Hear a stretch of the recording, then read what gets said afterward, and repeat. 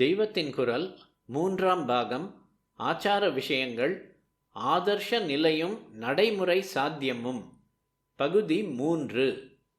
மற்ற மத புருஷர்களின் உபதேசத்தையே இன்றைக்கு இருக்கிற நம்மவர்கள் எடுத்துக்கொண்டு, ஆனால் அவர்களைப் போல் ஆத்ம சம்பந்தமாகவும் இல்லாமல் பெரும்பாலும் அரசியல் நோக்கத்திலேயே எல்லாரும் ஒன்றுதான், எல்லாரும் எல்லா காரியங்களையும் செய்யலாம் என்று ஆரம்பித்து ஒவ்வொரு உயர்ந்த கொள்கையாக விட்டுவிடும்படி பண்ணி தர்மத்தில் குழப்பம் உண்டாக்கி வருகிறார்கள்.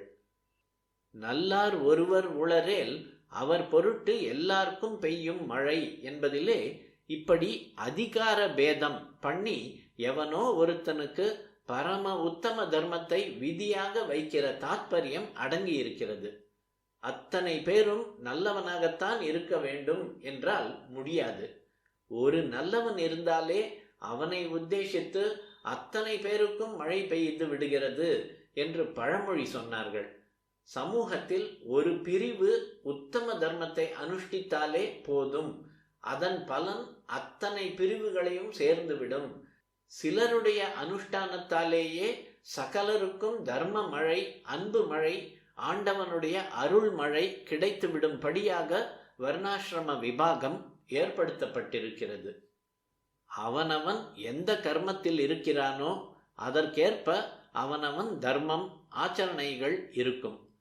ஒவ்வொருவனும் தன்னுடைய கர்மத்தில் மனசில் காமம், குரோதம் அதிகம் இல்லாமல், அதாவது ஆசை, துவேஷம் அதிகம் இல்லாமல் செய்ய வேண்டும்.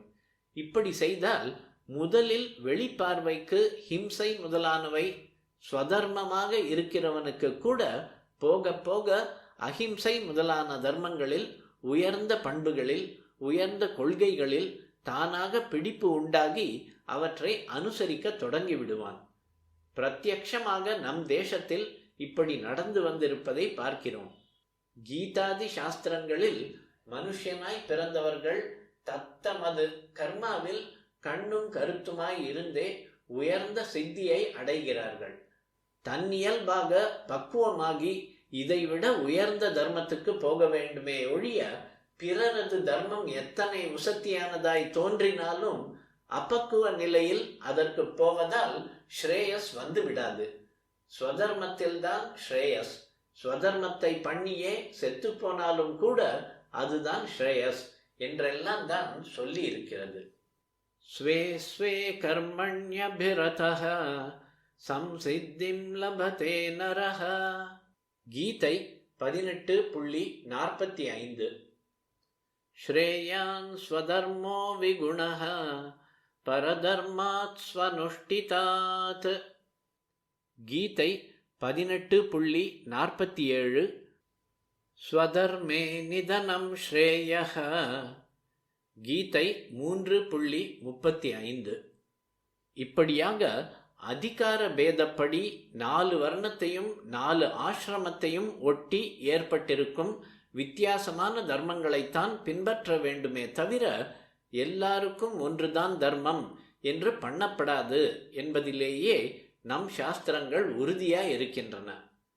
மேல் பார்வைக்கு இப்படி பண்ணின ஹிந்து சாஸ்திரக்காரர்கள் கருணை இல்லாதவர்கள் என்றும், எல்லோருக்கும் ஒரே தர்மத்தை சொன்ன புத்தர், ஜீசஸ் போன்றவர்கள்தான் கருணை உள்ளவர்கள் என்றும் தோன்றினாலும் நடைமுறையில் பார்த்தால் அவர்கள் அத்தனை பேருக்கும் வைத்த உத்தம தர்மங்களை பண்ணுகிறவர்கள் நம்முடைய இந்து மதத்தில்தான் கணிசமாக இருக்கிறார்களே தவிர அவர்களுடைய சொந்த மதஸ்தர்களில் மிக பெரும்பாலோர் இவற்றை கழித்து கட்டியிருப்பதையே பார்க்கிறோம். பலனை பார்த்தால், லோகத்துக்கு உண்டான நலனை பார்த்தால் நம்முடைய சாஸ்திரங்களை செய்த ரிஷிகளையும் மனு முதலான பெரியவர்களையும் தான் கருணையுள்ளவர்கள் என்று சொல்ல வேண்டும்.